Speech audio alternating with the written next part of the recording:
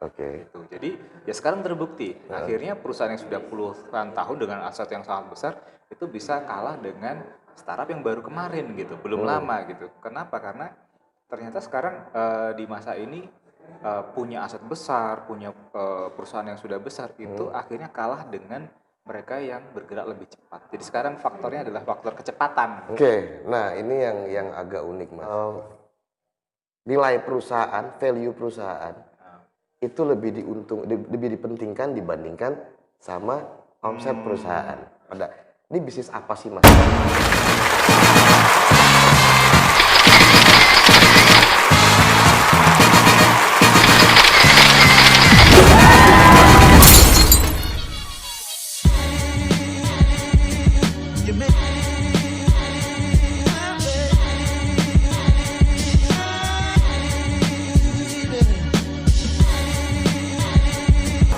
Yo, what's up yo, wadidaw kacau du Gusti. Jumpa lagi dengan saya Bayu Prakoso, Branch Manager Milenial di podcast Papi Bayu. Wah, hari ini kita akan ketemu sama seorang anak muda keren, ahlinya digital. Ikut Papi Bayu yo. Hey.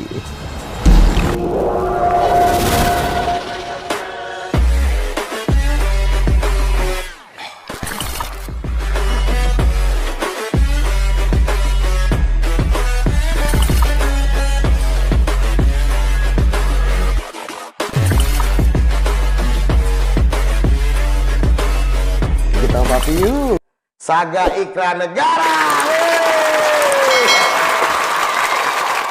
Oke, selamat malam Mas. Mas aja ya masih muda kan? Rambutnya doang yang putih. Oke, putih juga kan di highlight itu Mas. Tapi asli. Oh asli? Asli. Oh, saya pikir di highlight. Siap. Oke, penonton podcast Papi Bayu, hari ini kita ketemu sama Mas Saga Iklan Negara. Ya, Mas Saga ini orang yang berkutat di dunia digital. Wah, keren ya. Istilahnya kalau film Korea itu, drama Korea, 6 dosan gitu ya. Aduh, saya 6 dosa. 6 dosa. Oke, Mas Saga ini ketua aditif ya Mas ya? Betul. Asosiasi Digital Kreatif. Ya. Oke, sama founder dan CEO. Ya. Certify ID. Betul ya. Betul. Oke Mas, kita ngobrol-ngobrol nih Mas. Sejak kapan Mas bergelut di dunia digital? Waduh, ini kayaknya ceritanya dari sejak lahir kayaknya. Kepanjangan ya? Awalnya dari sejak kuliah sih, belum ya gitu. Kebetulan saya kuliah di jurusan informatika. Ya. Dan awalnya sebenarnya nggak kepikiran mau terjun ke startup atau dunia IT ya, karena pada era itu sebetulnya juga dunia IT-nya belum seperti sekarang. Belum ada drakor startup itu juga. Gitu. Jadi ya nggak sengaja aja gitu. Pertama kali bikin startup, atau waktu itu kita nyebutnya masih website ya, karena bahkan kita belum kenal istilah startup pada saat itu. Soalnya bikin website aja gitu. Dan gitu, BBM aja belum ada ya? BlackBerry belum ada, tahun 2006 kayaknya BlackBerry belum ada kan. Jadi semua itu Nokia juga yang masih main ular lah pokoknya. Itu tahun 2006, berarti sekitar ya tahun ketiga saya kuliah. Ketahuan angkatan berapa ya. Bikin portal dan itu udah jalan 2010 baru saya tahu, oh ternyata yang saya geluti ini namanya startup digital gitu. Startupnya apaan sih? Nah, itu baru aku anak startup nih gitu. Ya kurang lebih kayak gitu sih awalnya. 2006 itu sudah mainannya gituan ya Mas ya? Sangar bener ya. Oke Mas, ini kan perkembangannya dunia startup ini kan ngeri banget ya. Nah, apakah orang untuk bisa punya startup atau usaha di digital itu harus mengerti soal coding lah, masalah inilah, masalah ini. Pokoknya masalah-masalah yang rumit-rumit itu. 10, 111 segala macam itu. Dunia programmer dan lain-lain. Kayaknya udah selesai nonton semua serinya ya. Amat saya maunya. Sandbox ya. Tidak wajib tahu, tapi kalau tahu lebih baik. Oh gitu. Ya. Karena bagaimanapun ya bisnis yang dijalankan itu tidak lepas dari teknologinya juga gitu. Jadi kalau bisa ngerti dikit lah minimal itu akan lebih membantu sih sebetulnya. Jadi karena sebetulnya teknologi itu kan alat bantu ya. Faktor kalinya itu ada di situ gitu. Jadi kalau kita nggak ngerti ya faktor kalinya jadi cuma dikit gitu. Harusnya bisa jadi 1000 tapi cuma jadi 10 misalkan atau 100 gitu. Karena sekali lagi yang dulu eranya itu semua serba manusia, serba manual, terus tiba-tiba dengan adanya teknologi digital ini kan lebih cepat, lebih luas lagi, mau dari mana aja bisa dan sebagainya. Nah, itu yang kalau orang yang ngerti teknologi itu akan sangat membantu sekali. Jadi bisa di scale up-nya itu di mana gitu. Nah, Masnya kan sebagai trainer berapa tahun lah ya? Bertahun-tahun di Telkom ya Mas ya? Iya, Telkom Inkubator. Telkom Inkubator di Jogja Digital Valley. Oke. Dulu sih. Dulu ya. Nah, gimana caranya Mas? Startup yang baru mulai, ini kan banyak yang baru mulai ya. Sedangkan perusahaan-perusahaan unicorn lah istilahnya, sebutannya ya, itu sudah besar-besar. Gimana caranya startup yang baru ini bisa bersaing dengan unicorn itu? Oke. Jadi justru kelebihannya yang namanya startup itu satu tadi dia di leverage atau dia mendapatkan keuntungan dari teknologi, ya kan. Jadi perusahaan mungkin kayak saya contohkan seperti taksi yang manual lah, saya nggak usah sebut merek ya. Oke. Itu kan mereka mungkin sudah lebih dulu ada dan sudah jauh lebih besar kan. Nah tapi startup transportasi yang datang belakangan, mereka ini punya speed yang luar biasa. Gitu. Jadi ya sekarang terbukti, akhirnya perusahaan yang sudah puluhan tahun dengan aset yang sangat besar itu bisa kalah dengan startup yang baru kemarin gitu, belum lama gitu. Kenapa? Karena ternyata sekarang di masa ini punya aset besar, punya perusahaan yang sudah besar itu akhirnya kalah dengan mereka yang bergerak lebih cepat. Jadi sekarang faktornya adalah faktor kecepatan sebetulnya gitu.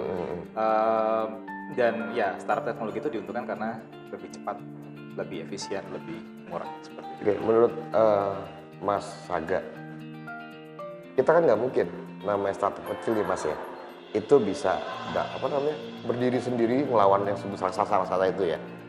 Pasti kan butuh investor. Iya. Syaratnya apa Mas bisa dilirik sama investor? Aduh, syaratnya tuh banyak. Karena gini, sebetulnya kalau kita bicara startup digital itu fasenya tuh banyak banget. Ada istilahnya mulai dari pendanaan yang dibantu sama keluarga sendiri misalkan itu kayak istilahnya adalah angel investor gitu, atau orang dekat lah. Yang mana di situ mereka ngasih duit mungkin nggak terlalu banyak gitu, tapi mereka juga tidak berharap banyak gitu. Ya, karena startup di tahap awal pasti akan gagal. Naik dari tahap itu kemudian ada tahap berikutnya adalah pre-seed gitu. Seed itu seed biji gitu kan. Itu pre-nya sebelum di situ.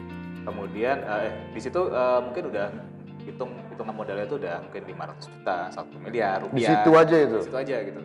Kemudian naik lagi jadi seed level ya. Di level seed yang lebih tinggi lagi mungkin bicara udah 2 miliar, 3 miliar, 5 miliar gitu. Nah, setelah itu ada lagi series A. Series A itu di level 1 juta dolar itu berarti sekitar berapa?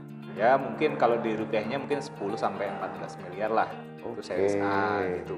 Nanti ada lagi series B, C, D, F gitu ya. Itu bertahap berarti? Bertahap, dan di masing-masing tahap tadi tidak cuma besaran modalnya saja yang berbeda gitu, tapi juga matrix itu kayak apa ya, semacam KPI ya, kalau orang zaman dulu mungkin taunya KPI apa ini yang diukur gitu.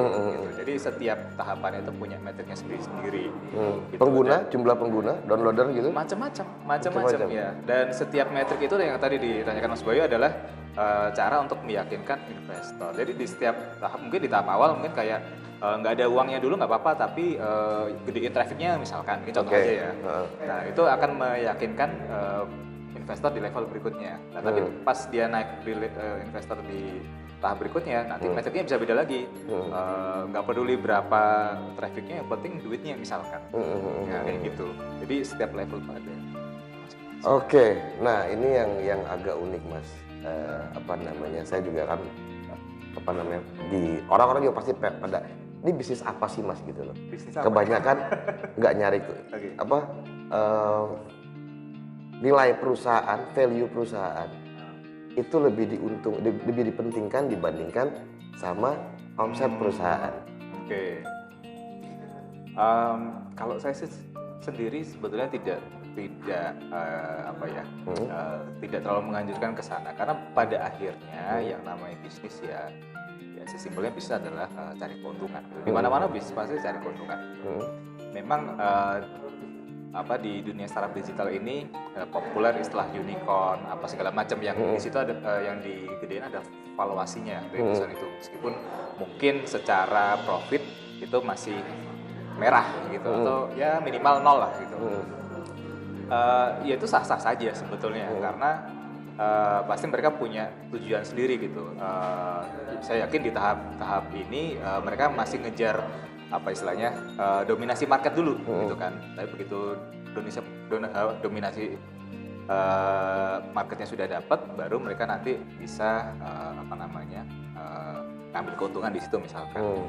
Tapi kalau itu sebetulnya era 5 tahun yang lalu gitu, dan banyak dari mereka yang gagal sebetulnya pada akhirnya. Iya pasti itu karena ya bisnis valuasi itu kan hampir apa ya beda tipis lah sama kayak bisnis akik, bisnis tanaman hias gitu kan yang value-nya itu tuh ya apa ya tidak diukur dari apa nilai sebenarnya sebetulnya gitu.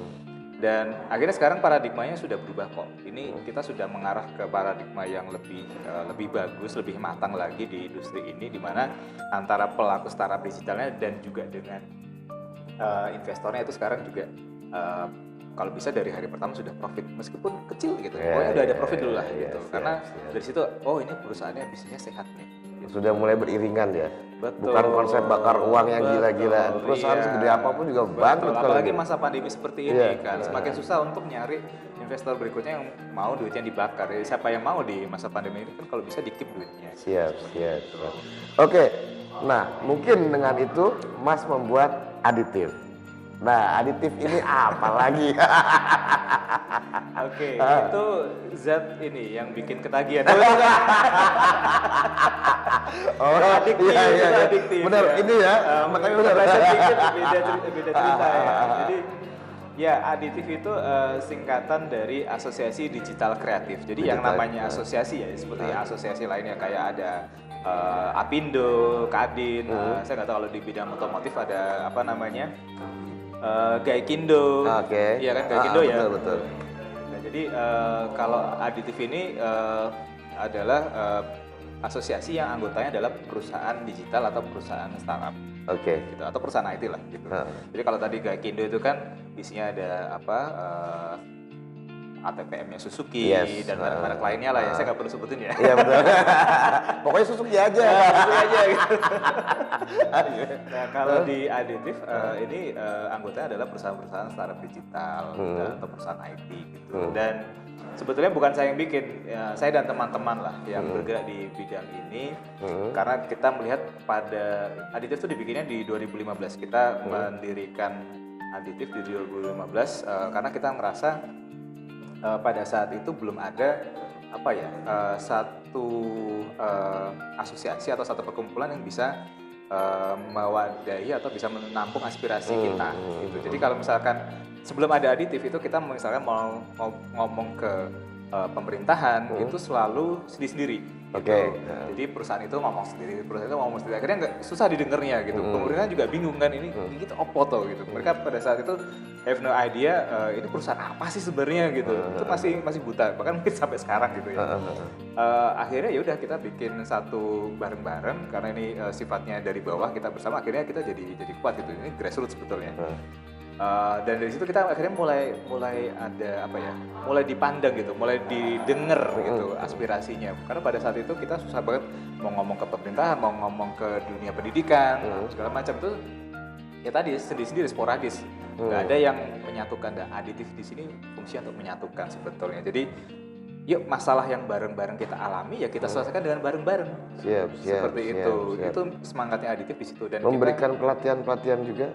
Salah satunya, Oke. tapi intinya adanya aditif sebetulnya kita ngomongnya soal ekosistem. Karena gini, ibaratnya kita ikan-ikan yang ada di satu akuarium gitu ya. Kalau kita nggak saling menjaga akuarium kecil ini, walaupun ya mungkin sebelah besar sih, tapi kan kita hidup di dalam akuarium yang sama ya. Kalau ada satu ngotorin ya, semua kan akan kena imbasnya kan. Gitu. Jadi kalau bisa yuk kita jaga ekosistemnya. Kalau ekosistemnya bagus, kitanya juga sehat. Gitu. Kita ikan-ikan yang hidup di dalam akuarium ini juga ikut sehat. Jadi kita aditif itu ada untuk menjaga ekosistem itu tetap sehat. Ekosistem bisnisnya ya, ekosistem industri IT-nya gitu. Nah, keuntungannya apa Mas kalau yang orang yang gabung di di asosiasi aditif ini? Satu, yang perlu saya koreksi mungkin bukan orangnya ya. Jadi kalau di aditif ini perusahaannya. Ya. Seperti tadi Gaikindo itu Suzuki-nya, bukan perorangannya. Gitu Oke. kan. Nah, jadi benefitnya satu, kita punya suara. Gitu. Kita sudah 5 tahun terakhir ini sudah banyak berafiliasi dengan pemerintah daerah, baik di level kota, kabupaten, sama provinsi. Bahkan di level nasional kita juga dengan beberapa kementerian. Kita dengan Badan Ekonomi Kreatif Bekraf itu juga sering kita bikin FGD bareng, bikin diskusi bareng. Ada isu apa? Bahkan seringkali kita juga diminta pandangan pada saat membuat sebuah undang-undang misalkan atau peraturan baru gitu terkait dengan industri startup digital. Artinya kita jadi punya suara. Sebetulnya benefit utamanya itu gitu. Jadi biar bisa didengar gitu ya. Tapi kalau benefit lain ya jelas kayak misalkan kita adakan kegiatan, nanti teman-teman anggota itu bisa ikut di situ. Kita ada misalkan ketemu dengan investor, ya kita bisa undang mereka. 2 tahun lalu 2019 kita bikin acara bukan pameran tapi kayak gathering dengan beberapa venture capital investor gitu. Kita pitching bareng. Pitching tuh kayak apa ya? Pitching tuh kayak ya jualan ide gitu, ya kan? Dengan berharap bisa dapat pendanaan. Itu kita kumpul jadi satu. Nah, itu salah satu benefit juga sebetulnya. Siap. Jadi nggak perlu ngamen keliling satu-satu. Visinya kita kumpulin, tapi juga teman-teman startupnya kita kumpulin juga di situ gitu. Jadi bisa rame-rame. Seru benar-benar. Ada berapa Mas sekarang anggotanya Mas aditif ini? Anggota sebetulnya kita kalau total anggota tuh sebenarnya sudah lebih dari 100. Cuma ya ini ya namanya startup ya. Beda kayak tadi kayak Kindo gitu yang mana perusahaannya memang sudah mature gitu kan. Jadi ya anggotanya mungkin fix gitu. Baru bikin bar gitu ya. Nah itu gitu. Jadi kalau ditanya, saya nggak pernah bisa jawab sebetulnya sekarang ada berapa gitu. Karena dari anggota kami ada juga yang kemarin daftar, hari ini sudah tutup misalkan gitu. Ya namanya startup gitu. Nature-nya memang kata orang sih 99% gagal gitu kan. Nah, jadi kita ya mungkin kalau yang sekarang masih eksis itu ada 50-an lah. 50-an. Ya memang kan prinsipnya gitu dasarnya Mas. Jadi satu penguasa monopoli hajar semuanya, jadi dia menguasai semua gitu kan. Yes. Hanya ada satu pemenang katanya. Iya. Oke Mas. Nah sekarang juga udah mulai bikin perusahaan lagi ya Mas ya, Certifa ID gitu ya Mas. Betul. Ya. Nah, alhamdulillah. apa lagi tuh Mas? Ini soalnya unik-unik. Usahanya. Oke, jadi ya sekarang tahun ini saya justru di masa pandemi ini tuh fokus membesarkan startup saya Certifa.id, bahkan ngelepas 2 pekerjaan sebelumnya gitu untuk bisa fokus di Certifa karena kita melihat pandemi ini momentum bagi Certifa gitu. Jadi Certifa itu apa sih? Certifa itu sebetulnya sebuah solusi atau platform untuk menerbitkan sertifikat digital. Sertifikat digital. Sesuai namanya, Certifa, sertifikat digital yang valid. Siap. Certifa. Jadi awalnya sebetulnya Certifa udah dari tahun 2018. Kenapa saya bikin Certifa? Karena walaupun ya saya nggak punya background di dunia ketenaga kerjaan ya, tapi melalui aditif tadi saya jadi diajak oleh Dinas Tenaga Kerja dan Transmigrasi ya di sana Kertas untuk tergabung di FKJP. FKJP itu Forum Komunikasi Jaring Pemagangan yang isinya beberapa ketua asosiasi dari berbagai macam industri. Ada perhotelan, ada retail, salah satunya kami dari digital itu juga diajak di situ. Nah, Dan itu tahun 2017. Dari situ saya melihat bahwa ada satu problem di dunia ketenagakerjaan yang itu sudah puluhan tahun atau bahkan ratusan tahun yang sampai sekarang tuh belum tersolve dengan baik. Yaitu apa? Link and match. Jadi antara pendidikannya atau pelatihan tenaga kerjanya dengan kebutuhan industri itu nggak pernah sinkron gitu. Jadi satunya kemana nggak pernah ketemu gitu. Jadi nggak pernah link dan nggak pernah match. Nah, sebagai orang IT, sebagai orang teknologi, saya melihat ini harus dicari solusinya. Gitu. Nah, kebetulan waktu itu saya dan teman-teman co-founder saya lagi mengeksplor satu teknologi yang namanya blockchain ya. Kita ngeliat bahwa ini bisa ini disolusikan. Caranya apa? Yaitu sertifikat yang tadinya itu bentuknya cetak. Itu kita bikin versi digital. Itu. Jadi modelannya LinkedIn gitu ya Mas ya? Bisa dibilang kayak LinkedIn ya, tapi intinya gini sih, jadi sertifikat yang selama ini kita tahu bentuknya kertas, itu kan punya banyak kelemahan. Satu, rusak, hilang ya. Bahkan ada satu cerita menarik gini, waktu tahun lalu kita presentasi di Makassar, selesai presentasi di atas panggung, kita turun, ada satu orang mbak-mbak dari Kendari, dia ngambilin saya, Mas, Sertiva ini kalau ada sejak tahun 2010 atau tahun berapa, itu saya nggak perlu ngalamin satu story. Kenapa Mbak gitu? Dia cerita, jadi dia itu dulu lulusan SMA yang tidak, ya karena faktor ekonomi nggak lanjut kuliah. Tapi meskipun demikian dia aktif ikut segala macam pelatihan. Bahkan sampai dari Kendari terbang ke Bogor, ya, ke Jakarta untuk ikut pelatihan Marketplace. Itu kan mahal ya, effortnya luar biasa. Dia ngumpulin sama sertifikat itu, dan dari sertifikat itu akhirnya dia bisa dapat kerjaan di salah satu telco lah di Kendari di kotanya. Nah, tiba-tiba suatu ketika kota Kendari itu disapu banjir bandang. Semua sertifikat yang dia kumpulkan, termasuk harta bendanya itu hilang, rusak gitu. Itu kan nyesek ya, maksudnya secara skill kompetensi si mbak ini nggak hilang, dia tetap dengan kompetensi, tetap dengan skillnya gitu. Tapi secara datanya nggak ada. Pengakuannya hilang. Yes, betul. Ini mau ngeceknya gimana gitu. Terus dari situ saya bilang, Mbak, story-nya saya pinjem ya. Jadi di setiap kesempatan saya selalu cerita soal ini sebetulnya. Nah dari situ kita akhirnya semangat. Oh ternyata apa yang kita bikin ini memang dibutuhin. Ya udah kita lanjut. Kita nggak tahu mau kebakaran apa segala macam. Oke Mas, mimpi Mas Aga bareng Aditif dan Sertiva ke depan. Mimpinya ya mungkin kalau target jangka menengah atau jangka panjangnya sebetulnya saya ingin masih di dunia IT dan di dunia SDM gitu kan, karena Indonesia ini sekarang itu kayaknya di titik yang ini tuh agak saya nggak ngomongin soal politik ya, tapi saya ngelihat ini aja lah, kita tuh generasi mudanya tuh banyak banget. Bahkan sebenarnya kita udah masuk masa ini kan, bonus demografi kan.